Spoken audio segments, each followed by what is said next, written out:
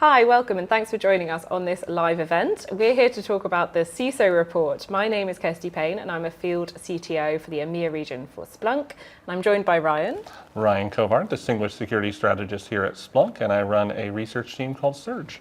And we're really excited to talk to you today about this report. We're going to start with the methodology, because never trust a report or a survey, or actually any statistic if you don't know where it came from. So how do we do this survey? It's 350 CISOs, a mix of quantitative and qualitative research and questions we asked them, where we went through and asked all these kind of interesting things that we wanted to know about security.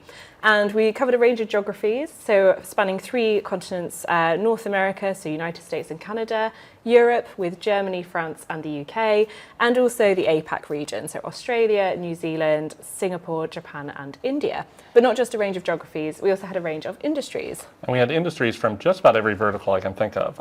Manufacturing, financial services, media, comms, technology, healthcare, education, agriculture, forestry. Which... I know, we really got every industry. We went everywhere. When you go all the way to forestry, you're hitting all the verticals. That's when you know you've got good coverage on the survey. We had a wide coverage of the verticals, of the industries, and I think it's fairly representative of the world at large. So pretty excited to have that provenance and data. Yeah, so I feel like hopefully that establishes the credibility of the survey. We're going to go through our top takeaways that we found digging through the results and the data.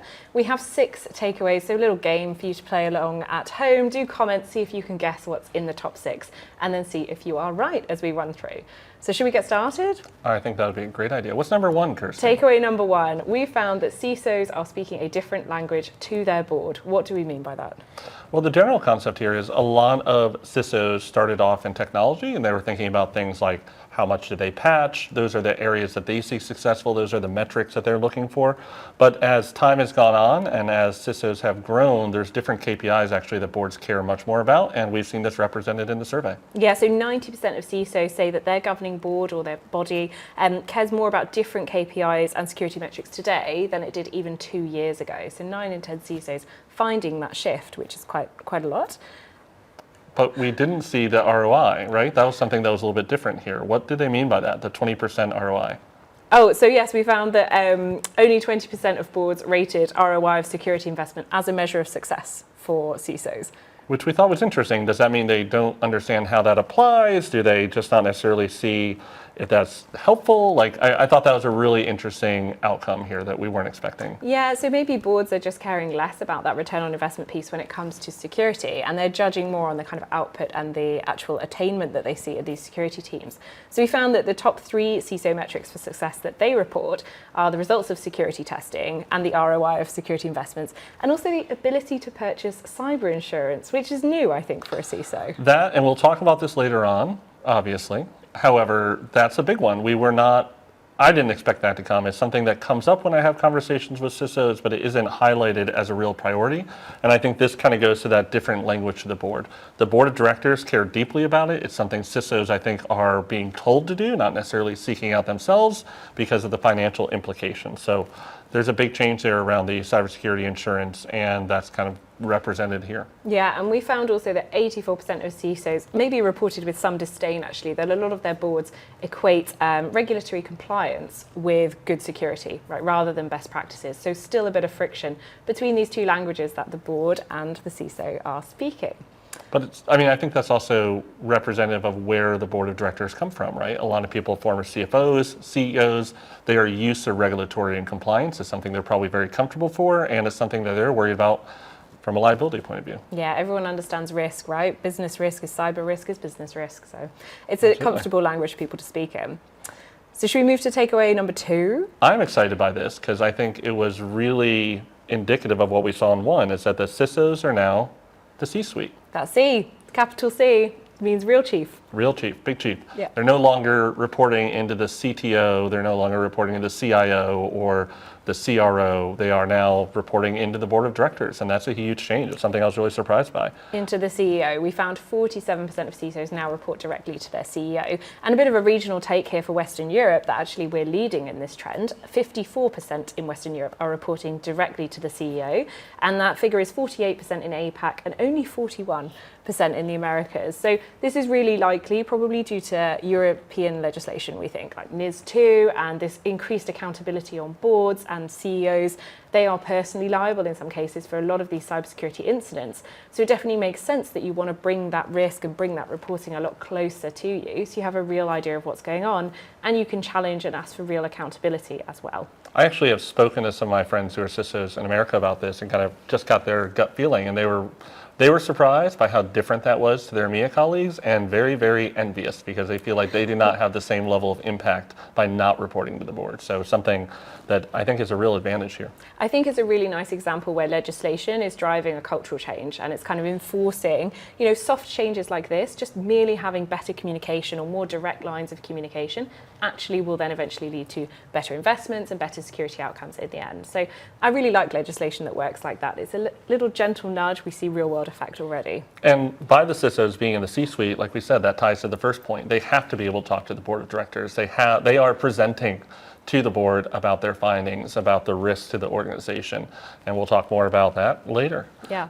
So, interestingly, we also found that the CISO role has changed a lot. This may not surprise many people who've been around for a while, but 86% said that the role has changed so much that since they became a CISO, it's almost a completely different job, which is a huge number of CISOs. You apply for a job, you get that job, and underneath you, it just changes. And you have to navigate this new space and speak these new languages as well. And there wasn't training for this. This wasn't something like people went to CISO school, right? This is, for most CISOs that I grew up with, they were a technical leader, then they were a manager of technical leaders, and then they were reporting into the technical officer or the chief technology officer or whatever it be.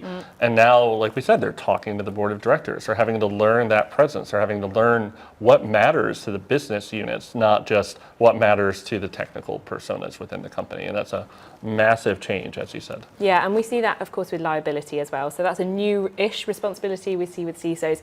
84% agree or strongly agree they're worried about their personal liability for cybersecurity incidents. We've seen very famous instances of this with Uber and Equifax, and I think that it's really interesting that now it's almost a conscious concern, who are my lawyers? Do I have personal lawyers? The company's lawyers are not my lawyers, and what's my exposure if something happens? It's something where, one of my next career moves may be becoming a CISO someday, and I would have never thought to ask about, DNO, director and officer insurance, and if that applies to me as a CISO.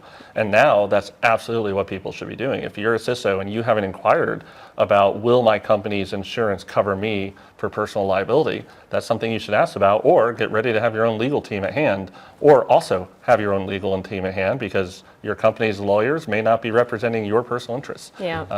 And who doesn't love paperwork, right? So get to it straight away after this webinar. Right now, yeah. Go fill out those lawyer requests. So while we're talking about boards and CISOs, should we talk about funding? Who's paying for all this, Kirsty? Who is Where paying is for this all money? this? How is it out there? Tell us in the comments, is your budget flush? Are you still struggling? But specifically how much? No. We specifically saw in the survey that 92% of CISOs actually expect an increase in their cybersecurity budget over the next year, even while 83% see cuts in other parts of the business. So it seems like security is ring-fenced, it's maybe elevated above these other budget cuts, and the security organization seems to be doing okay, unless of course you're in that unfortunate 8%. And personally, I see this tied to these questions about personal liability for company officers, right? Like we're seeing more in the news, people are impacted. There's cybersecurity subcommittees now that are put together by the board of directors, so it's high on their mind. So when you go ask for money, people are getting it to actually improve their defenses. And I think also probably driven by COVID as well. Like with all those explosion of changes of changing your business, you had to secure it. And then back to your favorite subject of regulation and compliance. I do love regulation and compliance. I think actually your point about having more board level committees and reporting in, we see 78% now say that they have such a structure. And that's again, just in the ear of the board, constantly a concern, constantly a direct line of communication there between security and between the board. That's fantastic. And they're also saying that one of their biggest jobs is actually to show the value of their organization to their governing board, right, about these security investments. So not only are we doing it, 86% of CISOs say they have to justify that. So that's a pretty impressive number of people having to go back for it. It's one of their most important goals. And it all speaks to this, speaking a different language. When was the last time a techie really had to justify their, ROI and their investment? But really, that's the world that we see people. Yeah, when I ran Exchange 5.5 servers, no one ever asked me to justify that license. Email just had to work, right? Well, they should have. Okay, should we move to another Speaking takeaway? of paying. Speaking of paying, there we go. That's our nice transition. Of course, we have to talk about ransomware. Okay, Jinx, you'll go. So I was shocked. I was not expecting this, but 90% of organizations surveyed said that they'd had one disruptive attack last year, which At least one. At least one. I thought that was really interesting that it was 90% had a disruptive attack. Not just were targeted, not just we saw a binary come in or that we evicted a ransomware operator, but like our business was disrupted by a cybersecurity attack on a ransomware, by a ransomware or group. 90% was huge. And then of course they paid, didn't they? Yeah, so 83% who admitted it said that they paid, yeah, and who were willing to answer this question. So 83%, I mean, that's 5 in 6 organizations. I was actually not shocked by that. Maybe No. I'm a pessimist, but you you were shocked. I think Gobsmacked, lots of yeah. people would find that very surprising. And it's not just a direct payment. It can be via cyber insurance, it can be with a negotiator, or it can be directly. And more than half paid more than $100,000. So these aren't small ransoms either. No, it was fascinating to me because there's a lot of legal concerns around ransomware, depending on what country you're in. There's concerns about paying off by accident a terrorist organization. So I guess for me, that's really came in. And like you said, $100,000, that's not chump change. That's, you know. A sizable economy, really, yeah. And actually our survey found that 69% do think that paying a ransom actually makes them vulnerable to legal exposure in the future. So it's not just a theoretical worry as well. Right. Lots of people are concerned about that. And what I love about this, it all ties back together, right? We have people who are concerned about their personal liability. So the question is, if you're a CISO who agrees to pay a ransom, do you then have a personal liability or is it the company's liability? So this all starts circling back. When it comes to money, yeah, it's always a concern. So with ransomware, you know, it's interesting as well, speaking that same language as your governing body or your board, 73% thought that the board was overly concerned with ransomware and the threat it poses. And I think somehow ransomware has become shorthand for a lot of boards for malicious attack, right? Yep. Like if we're ransomware, they very much see the impact on their business and their operations. And so they know ransomware is bad, but of course it's not only ransomware is bad. And we've heard this phrase floating around, extortionware. Yeah, one of the colleagues that we have at Splunk, Audra Streetman, has really been beating this drum very successfully, I think, educating me for sure around this concept that you have ransomware, which is generally considered a binary that encrypts files and you have to pay for the encryption key, where extortionware could be ransomware, but it could also be, we've taken your files and we're going to release them publicly if you don't pay us back. So either way, they're getting their money, they're just doing it a different way. And for ransomware, it's very obvious. You get a dancing skeleton up on a screen, every user, they can't access their files. But extortionware, that could just go to the CEO and the CFO. That could just be, pay us, here's a screenshot of your files, pay us or we're giving it out, right? Yeah, it's a bit sneakier. I think I've likened it before to kidnap, being very obvious. And, you know, that's the point. What happened to your child? I have no clue. Concerning. Ransom, really, really obvious. Kidnap, but also blackmail, right? Being more extortionware, and it's just a quiet, silent payment sometimes. So, I mean, really interesting, these stats on ransomware, and thanks as well to the respondents for being so open and honest with us about this. But it wasn't necessarily the same across the world, was it? Like, we actually did have some differences from America to APAC to EMEA. We did. So actually, although all regions were affected by ransomware, no one's immune, unfortunately. But respondents in APAC, 64% of those and 53% in North America were more likely to experience an attack than Western Europe. So in Western Europe, that figure was just 38%. And we can, you know, speculate as to why that would be. Please also add in the comments why you think that might be. From my point of view, it's partly that the reporting has been a lot better. Perhaps some of this legislation has driven better cybersecurity behaviours. We do that stuff, you know, ransomware, we know we need to back up, we need to have offline, tested, exercised backups, and perhaps that's just working better in Western Europe than it is in the rest of the world. Brutal. But perhaps, I mean, we'd love to hear your opinion as well, if you've got an alternative explanation for why that's happening. As we said, it can't really be a difference in reporting, because ransomware where you don't know you've had it is pretty poor ransomware, actually. It's really not doing its job, is it? So it can't be a lack of detection and a lack of knowledge. It has to be something else. The other thing was how much people were paid, right? There was a difference in the amount of money by region. Yes. There was. Just checking.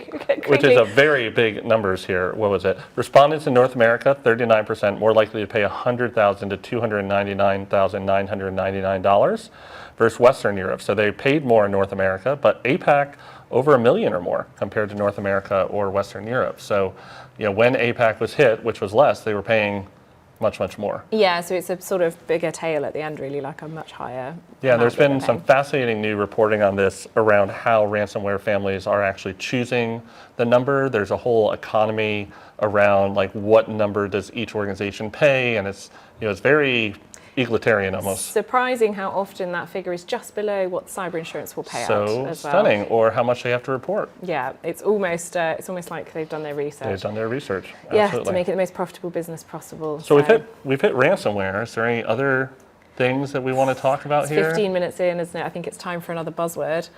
AI. AI. Yeah. Okay, well, my turn this time. Yeah, so AI, love it or hate it, it's here to stay. We interviewed all our CISOs and we asked them, do you think it gives the advantage to the defenders or to the attackers?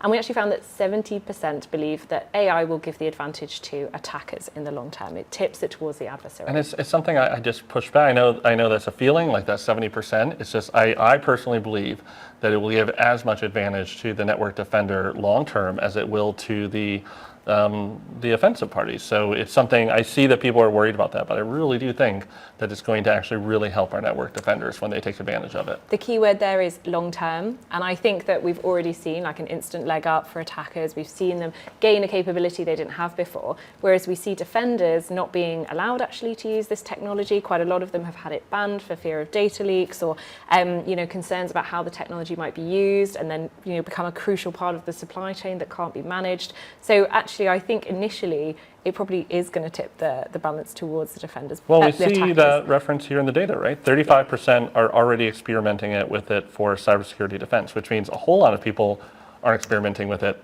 at all because Yes. of, just like you said, they may not be allowed to, they may not see the value, or they may not have the skills yet in-house to do so, which is very difficult. Or you may be worried about the hype curve, right, and be a bit cynical. We found that the three most common use cases why people were using AI was for malware analysis, workflow automation, and risk scoring. So that's how we've seen some of these CISOs experimenting. If you're in the 35%, if you're not, do consider trying out some of this Absolutely. stuff, because if you don't play with it, if you don't innovate, then you are going to be left behind. And of course, even if you catch the up on inverse time. of how people are using it to help was how actually they were looking at the malicious use cases, Yes. which were faster and more efficient attacks, voice and image impersonations of social engineering, and then expanding the attack on the supply chain. But the voice and image is fascinating, I think. Yeah. We've seen some interesting talks at recent conferences where people are using this for instant response lines, logging in and having a fake persona, or at least that's the concern. Yeah, and I think actually as we've moved more into this virtual environment, it's very common to have web conference calls with your colleagues, and often they can't join, the camera doesn't work, or they're in the car allegedly, and you just hear their voice, and it becomes a real problem of a real point of concern actually.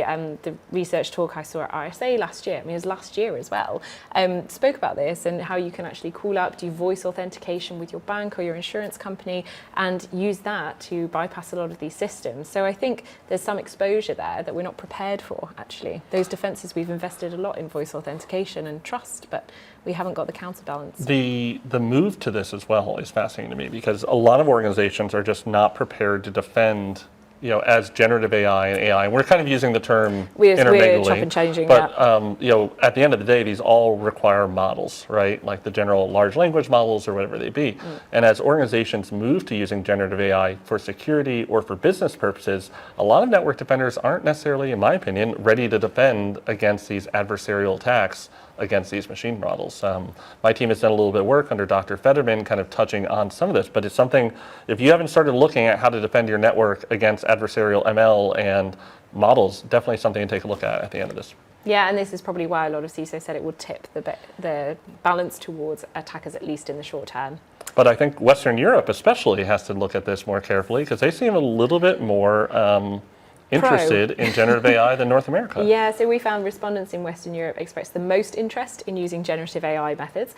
Over the next 12 months, 57% said they would use it, and that compares to 39% in North America and 35% in APAC. So 57%, pretty hefty, more than half of us, thinking that we're going to start experimenting and trying some of this stuff out, which I think is a positive thing again for Western Europe. Absolutely, and then we saw 46% just globally were definitely thinking or definitely looking at having their security security teams get up to speed on prompt engineering, which if you haven't looked at prompt engineering before, it's kind of like having learned Google all over again, but for generative AI. So how do I ask the questions appropriately for generative AI?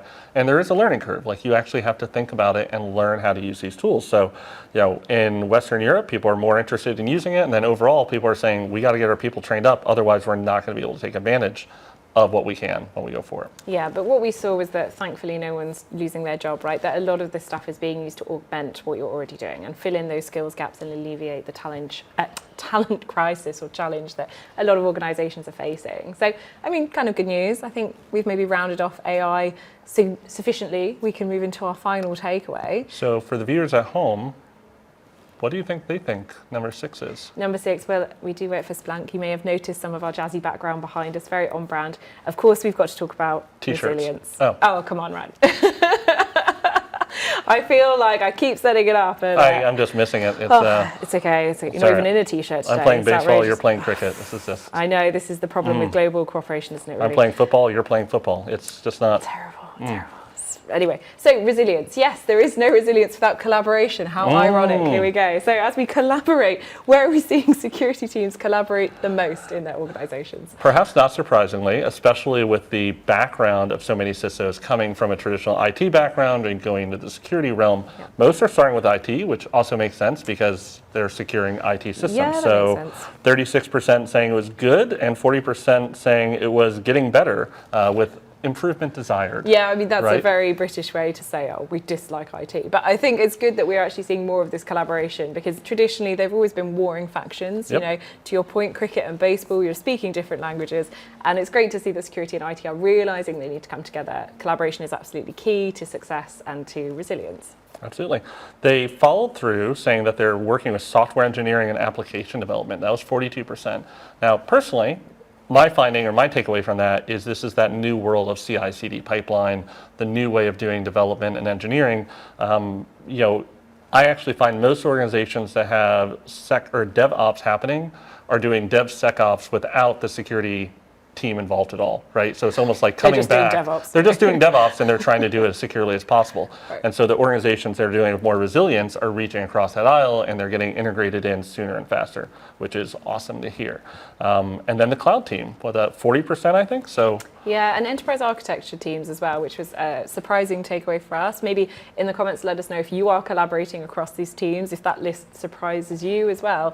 Enterprise architecture, kind of an odd addition. I think that one just, I mean, we talked about this a bit before. I think it's just that term isn't necessarily universally used across. Like you might have an enterprise architect in all the groups we just talked about. So it might have been dropped off. But why do you feel like they've really moved towards this collaboration with resilience, right? Like what is the background there? Because I think it ties to the previous 5 points.